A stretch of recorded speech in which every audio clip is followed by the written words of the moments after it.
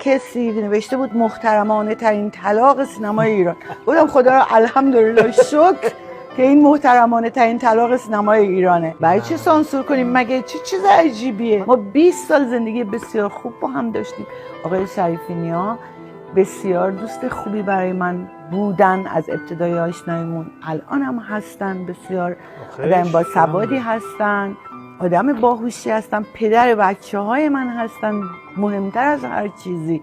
و ما یک رابطه اجتماعی بسیار عالی با هم داریم، رابطه هنری داریم با هم دیگه، تشریک مساعی میکنیم با هم. 2 تا بچه خیلی خوب داریم که هم به پدر نیاز دارن، هم به مادر نیاز دارن و هم به ارتباط پدر و مادر با هم نیاز دارن. باید چی دریغ کنیم از بچه‌مون؟ نه ایشون آدم بدیه نه من آدم بدیم. 20 سال ما با هم زندگی کردیم، بعدش تصمیم گرفتیم که هر کی مستقل زندگی بکنه. حالا هم هنوز دوستیم با هم.